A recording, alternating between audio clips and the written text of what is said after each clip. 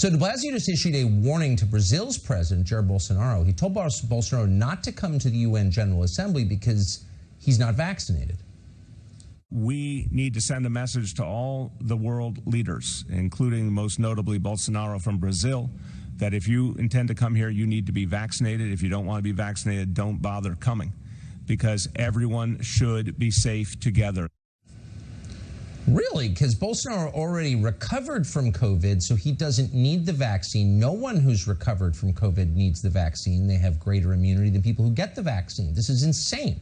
So Bolsonaro came anyway. He was photographed eating pizza in New York City. As you can see, he had to eat it outside because he's not vaccinated. Eduardo Bolsonaro is a Brazilian politician. He's the son of the president of Brazil. He joins us to respond to Bill de Blasio. Mr. Bolsonaro, thanks so much for coming on tonight. We appreciate it. So were you tempted, was your father tempted to cancel the trip to New York because the failed mayor didn't want him there? Yes, it happened in 2019, and it shows a lot how left-wing people are. They want to control everything. But I know that de Blasio is a Marxist that follows a lot what Antonio Gramsci says. And for them, everything is about politics and ideology. So he'll never be polite with us, and to be really, I don't care that much about what he thinks. I don't waste my time listening to him. It's interesting. I love hearing the foreign perspective because sometimes people who don't live here see things with a greater clarity because they're not as caught up in the details. The first thing you said was de Blasio is a Marxist. That's obvious to you. Sure, yes, because this thing that when you think that you know what is better for the other people than the other people's opinion, it shows a lot about who you are. It's very strange, Tucker, that you as founding fathers, you gave a big example for the whole world when you make your Constitution and the First Amendment, because you said there that everybody, all human beings, have the right of the life and the liberty. And nowadays, looks like some politicians, they forgot about that. They just don't care about that. They will control everybody's life. And in a point that even the Taliban can talk, you know, true things about free speech to the big techs. So this is a crazy world. U.S. is an example when you talk about liberty and democracy. So we are scared with what is going on in U.S. Oh, it's so sad to hear that. Do you think that when politicians in this country become totalitarian, when they strip the rights from the people they represent, that leaders around the world watch this and follow the example? Sure, yes, Tucker. Sure, yes. And I have an advice for the American people. Do not think that Venezuela is something far, far, far away from you. Venezuelans during the 90s, if you tell them that one day Venezuela would turn itself a dictatorship, they would never take it serious. So this is a very strong message that you have to take care about that. Such a great point. I went to Caracas as a child. It was a nice place. It's not anymore. Eduardo Bolsonaro, I appreciate your coming on tonight. Thank you. I say thank you, Tucker. Thank you. A repercussão internacional de tudo que aconteceu ontem, e aí em seguida eu passo para o Adriles e para a Zoe. Isso, a gente fez um apanhado aqui das principais publicações, então vamos começar com o Diário de Notícias de Portugal, que manchetou o seguinte, ó: estávamos à beira do socialismo, entre aspas, diz Bolsonaro em discurso radical. Eles dizem aí, ó, o presidente do Brasil voltou a defender o tratamento precoce e a atacar o isolamento no combate à pandemia, contradizendo a Organização Mundial de Saúde, e tentou agradar, sobretudo, a sua base de apoio interna. Para a oposição, aspas, mentiu vergonhosamente. O Clarim, aqui da Argentina, publicou que o presidente brasileiro mirou contra o ex-presidente Lula em seu discurso na ONU ao dizer que o Brasil estava à beira do socialismo. A matéria também fala sobre a forma com que Bolsonaro tem lidado com a pandemia da Covid-19, fala de negacionismo evidente, relembra episódio também do encontro do nosso presidente com o premier britânico Boris Johnson, em que Johnson elogiou a vacina, enquanto o brasileiro disse não estar vacinado. New York Times, a manchete diz: sem vacinar-se e desafiador, Bolsonaro rebate críticas em discurso discurso na ONU. Essa matéria também dá ênfase a esse discurso favorável do Bolsonaro ao uso de medicamentos para a Covid-19, medicamentos sem comprovação científica, e a forma também com que ele lidou com a pandemia aqui no Brasil. Temos também a manchete do The Washington Post. Não vacinado, Bolsonaro parece quebrar o sistema de honra das Nações Unidas para a vacinação durante o discurso. O site do jornal The Washington Post relembra as falas do Bolsonaro contra a vacinação, falas anteriores, né? E diz aí dessa questão de parecer dele ter quebrado esse sistema de honra das Nações Unidas para vacinação. E a gente tem também aqui o The Guardian, que diz aí, Bolsonaro prometeu mostrar um novo Brasil, mas o discurso na ONU, entre aspas, cheio de mentiras, não fez mudar a opinião a seu respeito. Ele usou um termo aí, cuts little eyes, né, em tudo que ele falou, então não mudou muito a opinião que já havia sobre ele. E aí eles definem o Bolsonaro como um presidente de extrema direita que vendeu a ideia de remédios para a Covid não comprovados e fez alegações infundadas sobre a política brasileira e o meio ambiente. Na Fox News, que é bastante crítica ao prefeito de Nova York, o Bill de Blasio, e também a questão do passaporte da vacina para entrar em restaurantes, estabelecimentos fechados,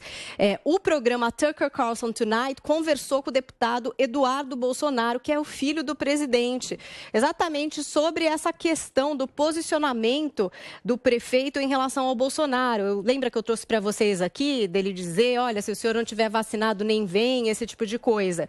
Então, a gente tem aí um pouquinho do vídeo dessa conversa. Eu vou trazer um pouco da fala do que o Eduardo disse. Foi uma breve entrevista, mas ele disse assim, que ele entende que o Bill de Blasio é um marxista que segue muito o que Antônio Gramsci diz, que acha que sabe o que é melhor para as pessoas mais do que a opinião delas. Ele também falou sobre a liberdade sendo cerceada pelas Big Techs nos Estados Unidos, essa questão até do Estado Islâmico ter a liberdade de falar e outras pessoas estarem sob censura.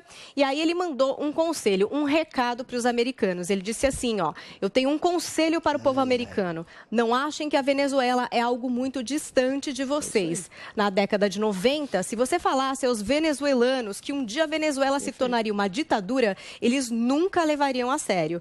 Essa é uma forte mensagem com a qual você precisa se importar. E aí até o apresentador concordou e falou assim, é verdade, eu estive em Caracas naquela época e era um bom lugar. Hoje em dia não é mais. Então tá aí um apanhado de algumas coisas que acabaram repercutindo em relação a esse discurso do Bolsonaro na ONU. Muito bem. Agora sim, Adriles, vai lá, faz seu comentário. Eu acho que a diplomacia tem limites. Se hoje o discurso do Bolsonaro é vista por boa parte dessa mídia globalista, progressista, salvo algumas exceções, como a Fox News, é exatamente para combater essas fake news globais que o Bolsonaro fez um discurso incisivo que talvez, de alguma forma, até cause um tipo de alvoroço, mas é um alvoroço necessário em nome de um restabelecimento da verdade.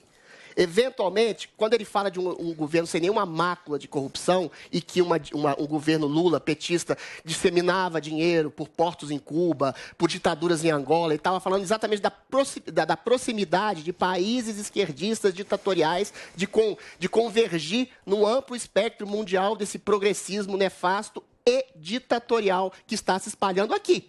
Não é teoria da conspiração. Olha a situação da Argentina, olha a situação da Venezuela. Quando ele fala de liberdade, de combate inclemente ao vírus, em coadunação a um combate inclemente ao desemprego, à miséria, à fome, que foram provocadas, sobretudo, pelo isolacionismo estúpido, não só do Brasil, como em várias partes do mundo. Como em várias partes do mundo. Deixa eu completar, por favor, não te interrompi.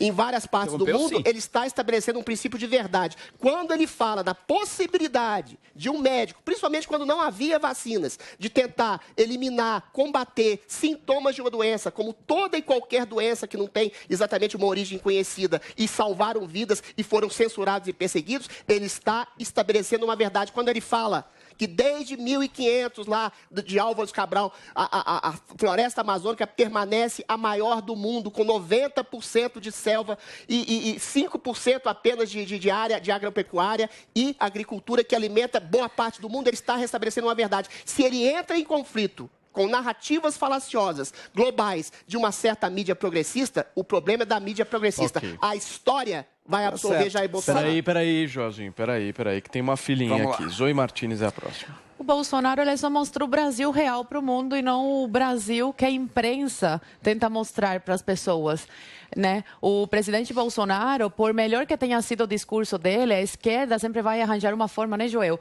de criticar. Não é verdade, Zoe. O Bolsonaro... Eu até elogiei um ponto. O discurso do Bolsonaro foi de um verdadeiro líder. Não, foi muito fraco, mas continue. Não, sabe qual que é o discurso pro Joel bom, do ponto de vista do Joel? O da Dilma, de estocar vento. Não, isso Zoe, é digno de um presidente ir na ONU e defender o estocar vento, não né? apela, Zoe, e não dá representar certo, um não dá governo certo, Zoe. corrupto, como Não dá era certo o quando governo apela. do PT, como é o governo do PT. Isso é um bom Não. discurso para você, Joel. Jamais, você está apelando aí, por isso que não tem Não tô base. falando. Agora, se o seu critério é a já Dilma, falou. se o seu critério é a Dilma... Bom, Ô, Joãozinho, vamos você lá. vai falar, fica calmo. Eu só Ele quero já que falou. o Zé possa trazer um pouco mais de informação pra gente Diga da lá. repercussão aí dessa testagem positiva, como é que o mundo tá vendo isso, o que está repercutindo aí em Brasília. Zé, por favor, traz informação pra gente.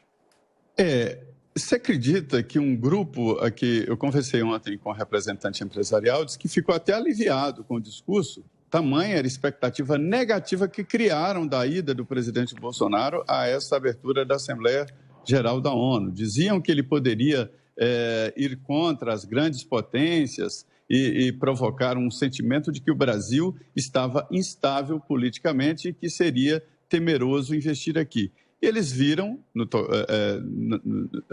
na relação aí à economia, um discurso bom, um convite, dizendo, olha, estamos de braços abertos para os investimentos estrangeiros. E aqui nós cumprimos exatamente os contratos. Ou seja, fez uma gestão muito importante, que ninguém fala disso, né, para os investimentos externos, que não são aqueles chamados investimentos de motel, que vêm para dormir, aplicam e vão embora no outro dia, mas investimentos para criar empresas, ou seja, criar empregos. É um lado do discurso. O outro, sobre essa defesa da legislação, é verdade, não é do governo Bolsonaro, mas a legislação ambiental brasileira ela é muito rigorosa e a primeira no mundo a criar um código específico, com toda a legislação ambiental concatenada num só documento, e isto é muito importante. Não há governo paralelo nem mundo paralelo. Sobre a contaminação do ministro da Saúde, eu vi, ao chegarem aqui em Brasília, a equipe presidencial, né, a comitiva presidencial, foi informada pela Anvisa de que eles deveriam, é apenas uma recomendação, é o pessoal que impediu o jogo Brasil e Argentina, recomendação para que toda a cúpula do governo fique de quarentena. O presidente Bolsonaro já tem a agenda para hoje e não vai ficar de quarentena, não.